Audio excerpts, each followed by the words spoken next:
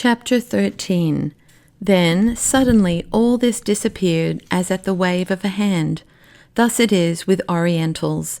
You cannot be sure of them from one day to the next. She took the blind man permanently into the house, and his influence over her was fatal. He unrooted her from the midst of her life as one might uproot a lovely plant in the midst of its flowering.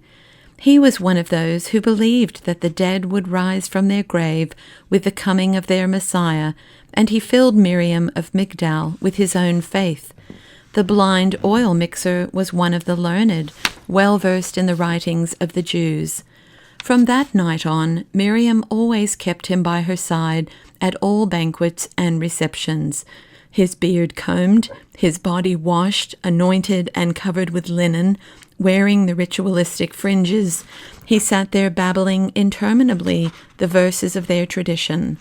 He spoiled completely every one of our assemblies and transformed our banquets from amusing and pleasurable occasions into weary evenings of hair-splitting and head-splitting disputation. Miriam became steadily worse in this respect, sinking completely under the blind man's influence. The latter developed, in time, into a follower of Yochanan the Baptist. The same Yochanan was being held in prison by Herod Antipater for blasphemy against the kingship, as I had heard from the old high priest. For when the news spread that Yochanan had been thrown into prison for his bold attack on the Tetrarch, he gathered many believers. The common people believed that he, Yochanan, was one of their ancient prophets returned to life. The blind oil mixer pulled Mary Magdalene with him into this faith. They awaited now great events, among them the coming of their Redeemer, according to the words of Yochanan, and they were constantly purifying themselves in preparation. Miriam abandoned the life she had led until then, forgot her former friends, and on a certain day disappeared from the city. She was not seen even in the temple. She retired for a long time to her garden of spices on the Mount of Olives, taking with her blind Bar Talmai. There they called together certain of their brethren in the faith, among them, it was said, even lepers and other sick folk. They changed the magnificent garden into a simple factory of spices, and they sold the oils and aromatics in the city and in the temple. This was their means of sustenance. Whatever was left over from their needs, they distributed among the poor. When a long time passed, and she did not return to the city, young Hanan, impatient with love, and I, curious as to her fate, mounted our horses and ascended the Mount of Olives. We found the garden at last, but we recognized it with difficulty, so greatly had it been changed. In the place of the marvelous collection of exotic flowers and plants from every part of the world, there was now an ordinary oil and spice mill. A horde of tatterdemalions, young and old, infested house and garden. They weeded, tended, and ground, some in small hand mills, others in mortars. Much sickness, and that of a dangerous and contagious kind, was in evidence, for she had taken along to her retreat the most wretched of the beggars who had haunted the gates of her city house.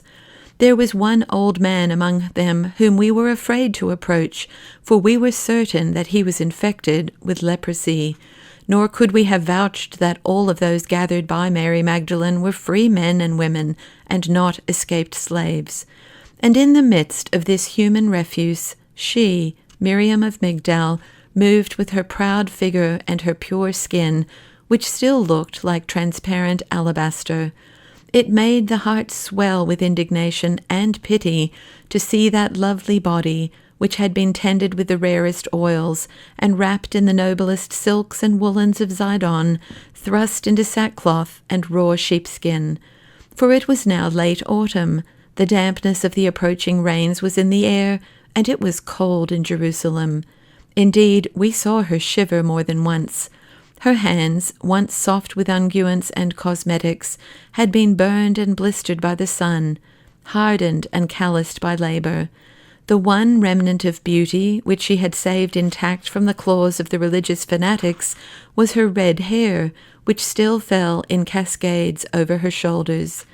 She saw us at once on our arrival, and received us as though she had not undergone the slightest change, nor did we betray by any sign our awareness of it.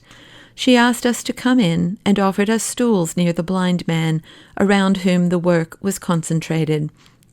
The workers brought him the dried flowers, plants, and herbs, and he assorted them before redistributing them to those that worked with mills of sandstone and marble, and mortars and pestles of metal. All this he did in blindness. His eyes, wide open, covered with a glimmering dead-white film, seemed to have retained the perception of the colors of the plants handed to him. During the sorting and the grinding, he did not cease to talk, and those about him listened with intensest interest. Sometimes they suspended the grinding and hammering and asked him to repeat, and he spoke as though somewhere in the distance, in a far mist, he saw clear visions. Even my companion, young Hanan, became absorbed in his words. Signs of his irritation and impatience were not wanting, the pallor of the nose, the narrowing of the eyes, and still he wanted to hear what the old man was saying. Miriam listened too, but not with the interest of mere curiosity. Her face was radiant with happiness and salvation, and her soul was in her eyes. And of course the old man spoke of the theme, which was now common everywhere in Jerusalem and Judea and Galilee. He spoke of the Messiah, whose coming they awaited as though he were a real, identifiable man. He might have been a king who had gone out to battle, had conquered, and was returning, so that his triumphant entry could be momently expected. The outriders, the messengers who preceded him, were proclaiming that he was approaching the gates of the city. So real, so simple was the expectation among all classes, rich and poor alike. Then Hanan lost patience, and there broke out, as it always does when Jews assemble, a violent disputation. The silent contempt with which young Hanan usually listened to the babblings of the credulous rabble yielded to hot resentment. He forgot the dignity of his rank. I do not know whether the motley crowd knew that before them stood the omnipotent Hanan ben Hanan.